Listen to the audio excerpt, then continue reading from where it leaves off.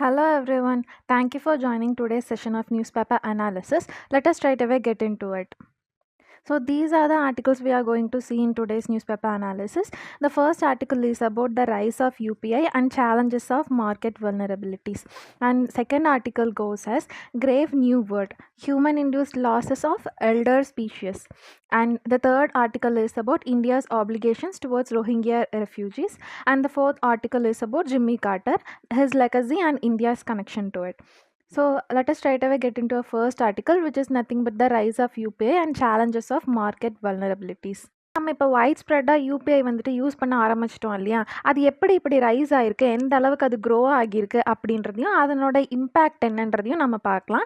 And then இந்த UPI வந்துட்டு எப்படி மார்க்கெட் வல்னரபிலிட்டிஸ் வந்துட்டு அஃபெக்ட் பண்ணுது அப்படின்றதையும் நம்ம பார்க்கலாம். ஸோ ஃபர்ஸ்ட் யூபிஐயோட டிரான்ஸ்ஃபர்மேஷனல் இம்பேக்ட் என்ன அப்படின்னு மென்ஷன் பண்ணியிருக்காங்க அப்படின்னா, இது வந்து வைட் ஸ்ப்ரெட்டாக அடாப்ட் பண்ணியிருக்கோம். அதாவது 80% of the digital transactions in India வந்துட்டு யூபிஐ மூலமாக தான் நடக்குது அப்படின்றது ஒரு கீ ஃபைண்டிங்காக இருக்குது. And then driving financial inclusion, real time payments வந்துட்டு நடக்கிறதுனால வந்துட்டு ஆதாரையும் ஜன்தன் அக்கௌண்ட்ஸையும் இன்டகிரேட் பண்ண முடியுது.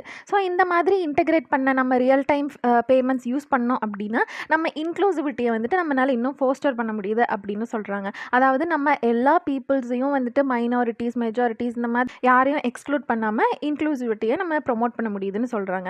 ஸோ இந்த யூபிஐக்கு கரண்ட்டாக இருக்கக்கூடிய சேலஞ்சஸ் அண்ட் வல்னரபிலிட்டிஸில் என்ன மென்ஷன் பண்ணுறாங்கன்னா, லிமிட்டட் ரீச், அது ஒரு சேலஞ்சாக இருக்குது அப்படின்னு சொல்கிறாங்க. ஸோ இந்த யூபிஐயோட பெனிட்ரேஷன் வந்துட்டு ஒன்லி 30% ஆஃப் த பாப்புலேஷனுக்கு தான் ரீச் ஆகிருக்குது. நம்ம இன்னுமே இன்ஃப்ராஸ்ட்ரக்சர் வந்துட்டு இம்ப்ரூவ் பண்ணணும், எஜுகேஷனை இம்ப்ரூவ் பண்ணணும், லைக் ரூரல் ஏரியாஸில் தான் இன்னும் அடாப்ட் ஆகலை அதிகமாக அப்படின்றத ஃபைன் பண்ணியிருக்காங்க. ஸோ அங்கே வந்துட்டு அவங்களுக்கு நம்ம எஜுகேஷன் அண்ட் ட்ரைனிங் இதெல்லாம் நம்ம கொடுக்கலாம் அப்படின்றது ரெக்கமெண்டேஷனாக சொல்கிறாங்க. And then market concentration risk, இதில் என்ன மென்ஷன் பண்ணுறாங்கன்னா, டியூவோபோலி, அதாவது ஒன்லி ஃபோன்பே ஆர் கூகுள் பேவை தான் வந்துட்டு இந்த மாதிரியான யூபிஐ டிரான்சாக்ஷன்ஸ்க்கு நம்ம யூஸ் பண்ணுறோம். மோஸ்ட்லி ஃபோன்பேயில் வந்துட்டு 48% of the transactions and Google பேயில் 37% ஆஃப் த டிரான்சாக்ஷன்ஸ் வந்துட்டு யூஸ் பண்ணுறோம். ஸோ இந்த ரெண்டு பிளேயர்ஸ் மட்டும்தான் இருக்கிறதுனால இது வந்துட்டு 85% ஆஃப் த ஆன்லைன் டிரான்சாக்ஷன்ஸை வந்து கண்ட்ரோல் பண்ணுறாங்க. ஸோ இந்த மாதிரி டியூவோபோலி மட்டும் இருக்கிறது ஒரு ரிஸ்க்குன்னு சொல்கிறாங்க. அண்ட் தென் சிஸ்டமேட்டிக் ரிஸ்க்ஸில் என்ன சொல்கிறாங்கன்னா, சிங்கிள் பாயிண்ட்ஸ் ஃபெயிலியர் அப்படின்ற மாதிரி நிறைய ரிஸ்க்ஸ் எல்லாம் இருக்கிறதுனால இன்னுமே நிறைய வல்னரபிலிட்டிஸை தான் கிரியேட் பண்ணுது அப்படின்னு சொல்கிறாங்க. அண்ட் தென் டேட்டா சாவர்னிட்டி, இதில் என்ன ஒரு சேலஞ்சாக இருக்குது அப்படின்னா, இந்த யூபிஐயில் கீ பிளேயர்ஸ் இருக்காங்க இல்லையா, அவங்களுக்கு ஃபாரின் ஓனர்ஷிப் கொடுக்குறாங்க, இல்லை ஃபாரின் ஓனர்ஷிப் இருக்கிறவங்க வந்துட்டு கீ பிளேயராக வராங்க அப்படின்னா இது வந்துட்டு செக்யூரிட்டி கன்சர்ன்ஸை ரைஸ் பண்ணுது. ஸோ இதெல்லாம் இவங்க மென்ஷன் பண்ணியிருக்க challenges. So regulatory gaps and லேண்ட்ஸ்கேப்ஸில் என்ன சொல்கிறாங்க அப்படின்னா, மார்க்கெட் ஷேர் கேப், என்பிசிஐ இருக்காங்க இல்லையா, பேமெண்ட்ஸ் கார்ப்பரேஷன் ஆஃப் இந்தியா, அவங்க வந்துட்டு 30% ஆஃப் கேப் வந்துட்டு போடுறாங்க டிபிஏபியில். இந்த மாதிரி அவங்க கேப் போடுறதுனால இன்னுமே மார்க்கெட்டில் டூவோபோலியை தான் இன்னுமே என்ஹான்ஸ் பண்ணுது அப்படின்றது ஒரு ரெகுலேட்டரி சேலஞ்சாக இருக்குது. அண்ட் தென் பாலிசி இன்எஃபெக்டிவ்னஸ், சரியான ஒரு ரெகுலேட்டரி ஃப்ரேம் ஒர்க் இல்லை, பாலிசி என்ஃபோர்ஸ்மெண்ட் இல்லை அப்படின்றது வந்துட்டு இந்த மாதிரி சிஸ்டமேட்டிக் ரிஸ்க்கை இன்னும் அதிகப்படுத்துது அப்படின்றத இந்த பாலிசி இன்எஃபெக்டிவ்னஸில் மென்ஷன் பண்ணியிருக்காங்க. ஸோ நம்ம இதுக்கு என்னென்ன ரெக்கமெண்டேஷன்ஸ் கொடுக்கலாம் அப்படின்னு சொல்கிறாங்கன்னா, என்ஃபோர்ஸிங் மார்க்கெட் கேப்ஸ், அதாவது நம்ம 30% ஆஃப் கேப் வந்துட்டு டிபிஏபிஸில் கொடுக்கணும்னு சொல்லியிருந்தாங்கல்ல என்பிசிஐ, அதை வந்துட்டு எந்த டிலேவும் இல்லாமல் நம்ம உடனே இம்ப்ளிமெண்ட் பண்ணணும். அப்போ தான் வந்துட்டு இந்த டுவோபோலியெல்லாம் நம்ம கம்மி பண்ண முடியும், லிமிட்டை ரைஸ் பண்ணுறதை வந்து நம்ம அவாய்ட் பண்ண முடியும் அப்படின்னு சொல்கிறாங்க. And then promoting domestic players, foreign key பிளேயர்ஸை வந்துட்டு அலோ பண்ணுறதுக்கு பதில் டொமஸ்டிக் பிளேயர்ஸையே நம்ம இன்னுமே அவங்களோட பார்ட்டிசிபேஷனை என்ஹான்ஸ் பண்ணலான்னு சொல்கிறாங்க. அண்ட் தென் ஃபாஸ்டரிங் இனோவேஷன், நம்ம இன்ஃப்ராஸ்ட்ரக்சரில் வந்துட்டு இன்வெஸ்ட் பண்ணலாம். அண்ட் தென் இந்த யூபிஐவை இன்னுமே எக்ஸ்பேண்ட் பண்ணுறதுக்கும் அதனோட சர்வீசஸ் ஏரியாஸை வந்துட்டு இன்னும் எக்ஸ்பேண்ட் பண்ணுறதுக்கும் வந்துட்டு நம்ம இன்வெஸ்ட்மெண்ட் பண்ணி இனோவேஷனை நம்ம பூஸ்ட் பண்ணலான்னு சொல்கிறாங்க. And then building ecosystem resilience, இதில் என்ன சொல்கிறாங்கன்னா, ஃபெயில் சேஃப் மெத்தடை வந்துட்டு இன்ட்ரடியூஸ் பண்ணணும், நிறைய செக்யூரிட்டி மெஷர்ஸை வந்துட்டு முன்னாடியே டெஸ்ட் பண்ணணும், ஒரு சாண்ட்பாக்ஸ் என்விரான்மெண்ட்டில் டெஸ்ட் பண்ணிவிட்டு அதுக்கப்புறமா அதை நம்ம ரிலீஸ் பண்ணலாம் அப்படின்றது ஒரு ரெக்கமெண்டேஷனாக சொல்கிறாங்க. And then enhancing digital literacy, நம்ம ரூரல் ரூரல் ஏரியாஸில் இது இன்க்ளூசிவாக இதை வந்து யூஸ் பண்ணணும் அப்படின்றத என்ஹான்ஸ் பண்ணுறதுக்காக நம்ம நேஷன் வைடாக ஒரு கேம்பெயின் நடத்தலாம். யூசர்ஸ்க்கு வந்துட்டு எப்படி டிஜிட்டல் பேமெண்ட்ஸை யூஸ் பண்ணணும், இல்லை இந்த டிஜிட்டல் பேமெண்ட்ஸில் எப்படி ஃப்ராட் நடக்குது அப்படின்றத எஜுகேட் பண்ணுறதுக்கு நம்ம வந்து கேம்பெயின்ஸ் நடத்தணும் அப்படின்றது இன்னொரு ரெக்கமெண்டேஷனாக சொல்கிறாங்க. இதெல்லாம் பாலிசி ரெக்கமெண்டேஷன்ஸ். அண்ட் தென் இந்தியாவோட டிஜிட்டல் எக்கானமிக்கு நம்ம என்னென்ன லெசனாக எடுத்துக்கலாம் அப்படின்னு சொல்கிறாங்கன்னா, ஃபர்ஸ்ட் ஒன்ல பேலன்சிங் க்ரோத் அண்ட் ரெகுலேஷன். இதில் என்ன சொல்கிறாங்கன்னா, நம்ம இன்க்ளூசிவிட்டியும் நம்ம பூஸ்ட் பண்ணணும், அதே சமயத்தில் கம்படிஷனையும் நம்ம வந்துட்டு அதிகப்படுத்தணும். வெறும் டியூவோபோலியை மட்டுமே வச்சுட்டு இருந்தோம் அப்படின்னா அது வந்துட்டு ரெசிலியன்ட் ஆனது கிடையாது. அதனால இன்னுமே நிறைய பிளேயர்ஸை வந்துட்டு அலோ பண்ணி காம்படிஷனை அதிகப்படுத்தணும் அப்படின்றத சொல்கிறாங்க. And then கேட்டலைசிங் innovation. நம்ம நிறைய பாலிசிஸை வந்து கொண்டு வரணும், காம்படிஷனும் இனோவேஷனையும் அதிகப்படுத்துகிற மாதிரி நிறைய பாலிசிஸை கொண்டு வரணும் அப்படின்றத சொல்கிறாங்க. And then strengthening sovereignty. நம்ம டொமஸ்டிக் இனோவேஷனை நம்ம சப்போர்ட் பண்ணணும், ஃபாரின் என்டிட்டிஸ் மேலே நம்ம ரிலையண்ட்டாக இருக்கோம் இல்லையா, அதை வந்துட்டு ரெடியூஸ் பண்ணணும் அப்படின்றத சொல்கிறாங்க. ஸோ இதெல்லாம் தான் இந்த ஆர்டிக்கலில் சொல்லியிருக்காங்க. So our next article is about Grave New World, Human-Induced Loss of Elders in Species. இந்த ஆர்டிக்கல் என்ன சொல்கிறாங்க அப்படின்னா, ஒவ்வொரு ஸ்பீஷீஸ்லையுமே எல்டராக இருக்கக்கூடிய அந்த ஸ்பீஷஸாக இருக்கட்டும், இண்டிவிஜுவலாக இருக்கட்டும், சச்சஸ் வந்து நம்ம எலிஃபென்ட்ஸ் எக்ஸாம்பிளுக்கு எடுத்துக்கிட்டோம் அப்படின்னா, அந்த எலிஃபென்ட் ஸ்பீஷஸில் அவங்க குரூப்பாக ட்ராவல் ஆவாங்க இல்லையா, அந்த குரூப்பில் ஓல்டாக இருக்கக்கூடிய எலிஃபெண்ட் வந்துட்டு லாஸ் ஆகுதுன்னு வச்சுக்கலாம். ஸோ இந்த மாதிரி ஒவ்வொரு ஸ்பீஷீஸ்லையுமே ஓல்டராக இருக்கக்கூடிய இண்டிவிஜுவல் வந்துட்டு இறந்துட்டு வருது. That is because of the human induced climate change, habitat destruction and hunting. இதனால் வந்துட்டு லாஸ் ஆகிட்டு இருக்குது அப்படின்னு சொல்கிறாங்க. அது வந்துட்டு ஒரு சிக்னிஃபிகண்ட்டான ஒரு கன்சர்னாக இருக்குன்னு சொல்கிறாங்க. ஏன் அப்படின்றத பார்க்கலாம். ஸோ ஃபர்ஸ்ட் இந்த மாதிரியான அனிமல் பாப்புலேஷன், எல்டர் பாப்புலேஷன் இருக்கு இல்லையா, அதனோட இம்பார்ட்டன்ஸ் என்னன்னு பார்க்கலாம். First one is knowledge transmission.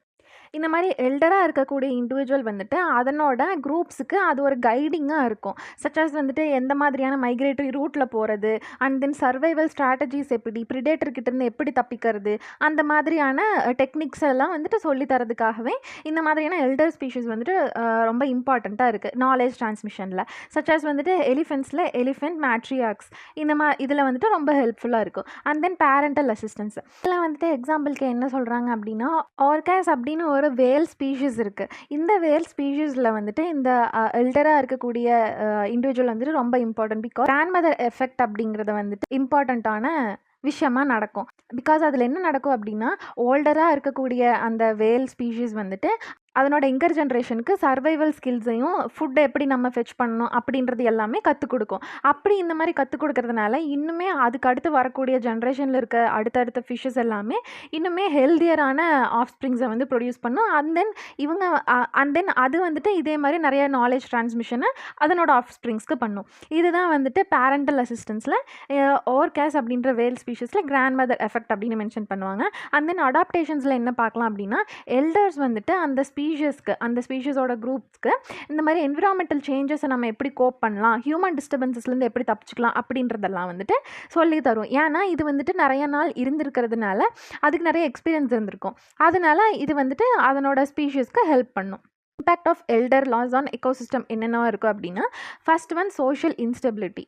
இந்த மாதிரியான எல்டர்லி ஸ்பீஷீஸ் வந்துட்டு லாஸ் ஆகிறதுனால அந்த ஒரு சச்சஸ் எக்ஸாம்பிளுக்கு எலிஃபென்ட்ஸ் எடுத்துக்கலாம். எலிஃபென்ட்ஸோட எலிஃபென்ட்ஸ் வந்துட்டு குரூப்ஸாக ட்ராவல் ஆகும் இல்லையா. இந்த மாதிரியான எல்டர் ஸ்பீஷீஸ் வந்து இறந்துடுச்சு அப்படின்னா அந்த எலிஃபென்ட் குரூப்ஸே ஸ்ட்ரெஸ்க்குள்ளே போயிடும். அண்ட் தென் இது வந்துட்டு ஒரு டிஸ்ஓரியன்டாக ஆகிடும். பிகாஸ் அதை வந்து கைட் பண்ணுறதுக்கு சரியான கைடன்ஸ் இல்லாததுனால நிறைய ஹியூமன் அனிமல் கான்ஃப்ளிக்ஸ் கூட நடக்கலாம் அப்படின்றது ஒரு இம்பேக்டாக இருக்குது. And then increased vulnerability. இந்த மாதிரி எல்டராக இருக்க ஸ்பீஷீஸ் வந்துட்டு இறந்துட்டாங்க அப்படின்னா அதுக்கு கைடன்ஸ் இருக்காது, அந்த எங்கர் இண்டிவிஜுவல்ஸ்க்கு கைடன்ஸ் இருக்காது. அண்ட் தென் ப்ரிடேஷனோட ரிஸ்க்கை வந்துட்டு இன்னும் அதிகப்படுத்தும்.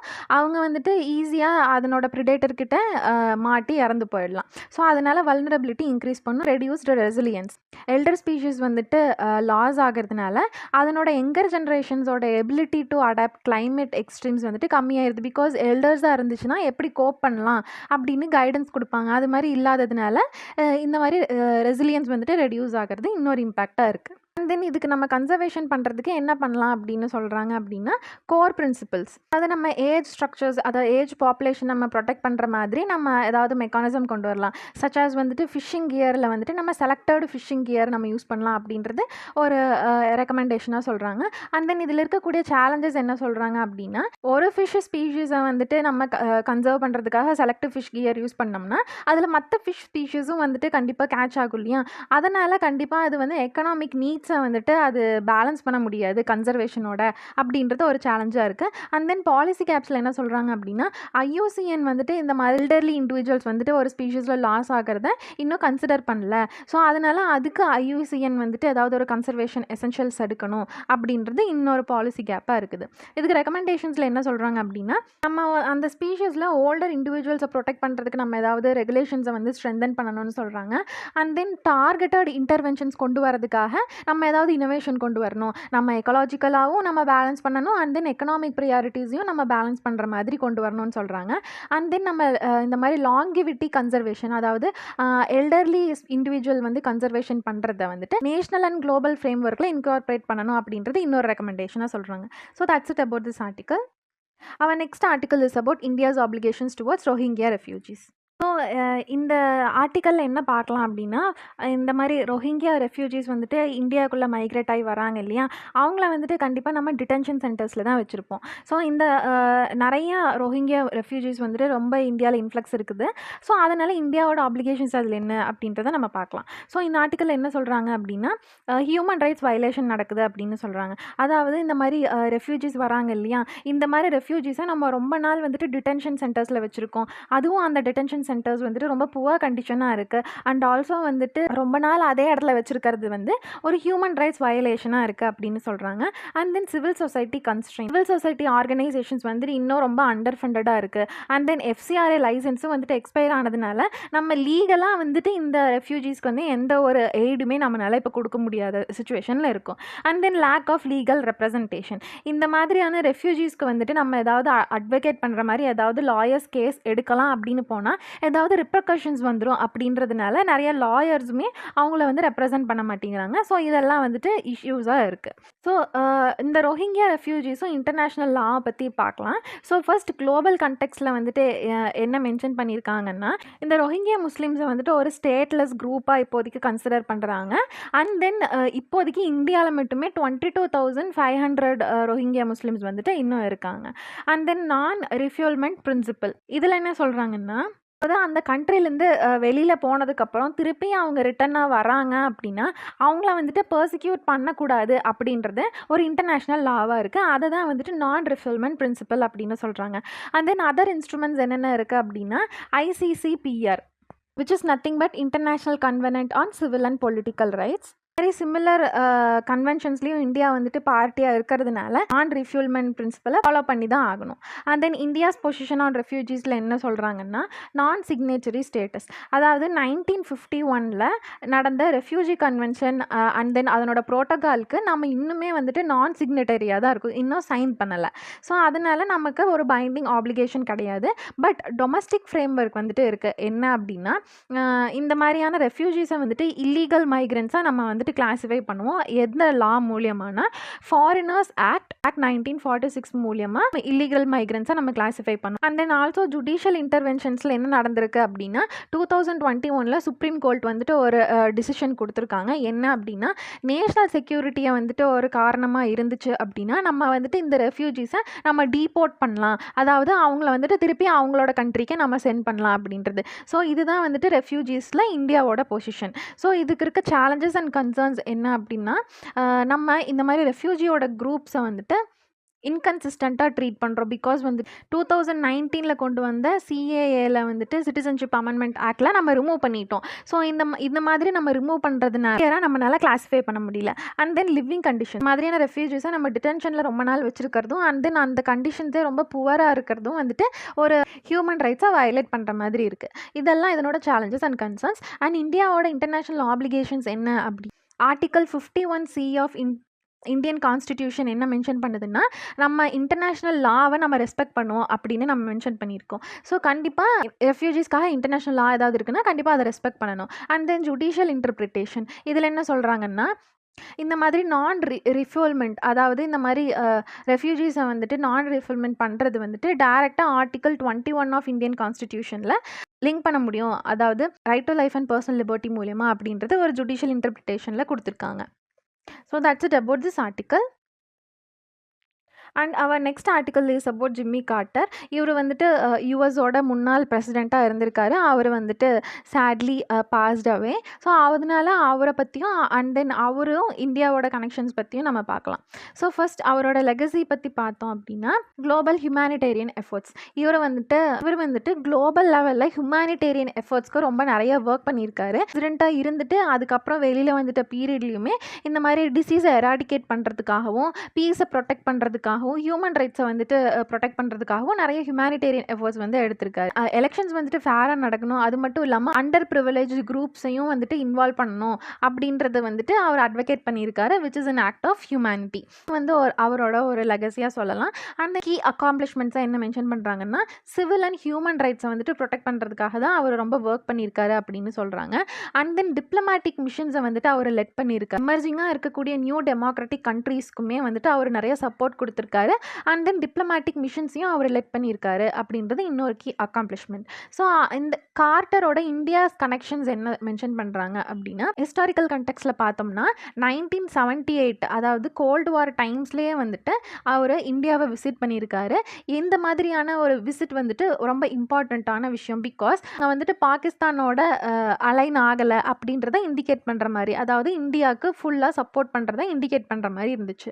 ஸோ அது ஒரு சிக்னிஃபிகண்ட்டான ஈவெண்ட். அண்ட் தென் பைலேட்டரல் என்கேஜ்மெண்ட்டில் என்ன மென்ஷன் பண்ணுறாங்க அப்படின்னா ஸோ 1975 அந்த மாதிரியான டைம்ஸில் எமர்ஜென்சி நம்ம டிக்ளேர் பண்ணியிருந்ததுனால நிறைய நேஷன்ஸ் வந்துட்டு நம்மளை கண்டம் பண்ணியிருந்தாங்க. பட் அந்த டைமில் கூடவே வந்துட்டு யூஎஸ் இந்தியா கூட நிறைய பார்ட்னர்ஷிப் வச்சுக்கிட்டாங்க. ஸோ அது வந்துட்டு ஒரு ஹெல்ப்ஃபுல்லாக இருந்துச்சு. ஸோ பர்சனல் கனெக்ஷன்ஸ் மூலியமாகவுமே வந்துட்டு இந்தியாவோட இம்பார்ட்டன்ஸை வந்துட்டு அவர் அக்னாலேஜ் பண்ணியிருக்காரு. எக்ஸாம்பிளுக்கு என்ன சொல்கிறாங்க அப்படின்னா இவரோட மதர்ஸ் பீஸ் கார்ப்ஸ் அப்படிங்கிறத வந்துட்டு மகாராஷ்டிராவில் இன்க்ளூட் பண்ணியிருக்காங்க. இந்தியா யூஎஸ் ரிலேஷன்ஸ்க்கு அந்த டைமில் என்ன சேலஞ்சஸ் இருக்குது அப்படின்னு சொல்கிறாங்கன்னா என்பிடியில் வந்துட்டு சைன் பண்ண சொல்லி ரொம்ப ப்ரெஷர் பண்ணாங்க. அதாவது நியூக்ளியர் நான் ப்ராலிஃபரேஷன் ட்ரீட்டியில் சைன் பண்ணி ஜாயின் பண்ணணும் அப்படின்னு ரொம்ப ப்ரெஷர் பண்ணாங்க. அதுவும் எஸ்பெஷலி 1974 நம்ம நியூக்ளியர் டெஸ்ட் பண்ணிட்டோம்ல, அப்புறமா ரொம்ப ப்ரெஷர் பண்ண ஆரம்பித்தாங்க. அண்ட் தென் ஆல்சோ கார்ட்டர் வந்துட்டு பிரைம் மினிஸ்டராக இருந்த மொராஜி தேசாயை வந்துட்டு ரொம்ப அடமெண்ட்டாக இருக்காங்க அப்படின்னு கமெண்ட்லாம் பண்ணியிருக்காங்க. அது ஒரு சேலஞ்சாக இருக்குது. அண்ட் தென் டிப்ளமாட்டிக் ஃபால் அவுட் என்ன தான் வந்துட்டு இந்த மாதிரி நியூக்ளியர் இஷ்யூஸில் வந்துட்டு நம்ம இனிமேல் டிஃப்ரென்சஸ் இருந்துகிட்டே இருந்தாலுமே ஸ்பேஸ் செக்டார்லேயும் அக்ரிகல்ச்சர் செக்டார்லேயும் நிறைய கோஆப்ரேஷன்ஸ் வந்து நம்ம அந்த டைமில் அச்சீவ் பண்ணியிருக்கோம். இதெல்லாம் இருந்த India US relations. And then இதிலிருந்து நம்ம என்ன எடுத்துக்கலாம், what is the key take அவேன்னு சொல்கிறாங்கன்னா டிப்ளமேட்டிக் லெகசி. அதாவது நமக்குள்ளே என்ன டிஃப்ரென்சஸ் இருந்தாலுமே நம்ம வந்துட்டு ஸ்ட்ராட்டஜிக் இன்ட்ரெஸ்ட்டையும் மியூச்சுவல் ரெஸ்பெக்டையும் பேலன்ஸ் பண்ணுற மாதிரி நம்ம வந்துட்டு ஒரு டிப்ளமசி கொண்டு வந்திருக்கோம் அப்படின்றது ஒரு கீ டேக் அவேவாக இருக்குது. And then India's nuclear sovereignty. என்னதான் எக்ஸ்டர்னல் ப்ரெஷர் இருந்தாலுமே யூஎஸ் மாதிரியான ஒரு பெரிய நேஷன் வந்து நம்ம ப்ரெஷர் பண்ணாலுமே நம்ம இந்தியா வந்துட்டு நம்மளோட ஸ்ட்ராட்டஜிக் அட்டானமி ஆன் நியூக்ளியர் பவரில் வந்து ரொம்ப கமிட்டடாக இருந்தோம் இல்லையா. ஸோ அது வந்துட்டு இன்னொரு கீ டேக் அவேவாக இருக்குது. And then historical significance for US and India ரிலேஷன்ஸில் என்ன மென்ஷன் பண்ணியிருக்காங்க அப்படின்னா இந்த பீரியட் வந்துட்டு இந்தியா யூஎஸ் ரிலேஷனில் ஒரு டிரான்சிஷனல் ஃபேஸாக இருக்குது. எந்த வகையில் அப்படின்னா இந்த பைலேட்ரல் டைஸ் வச்சுக்கிறதுல நம்ம வந்துட்டு ஒரு டிரான்சிஷனல் ஃபேஸ் அச்சீவ் பண்ணியிருக்கோம். அதுவே வந்துட்டு இன்னும் ஃப்யூச்சரில் நிறைய கோஆப்ரேஷன்ஸ்க்கு அது வழிவகுத்துச்சு அப்படின்னு சொல்கிறாங்க. ஸோ இதை தான் இந்த ஆர்டிக்கலில் மென்ஷன் பண்ணியிருக்காங்க. So that's it about today's article and thank you for joining.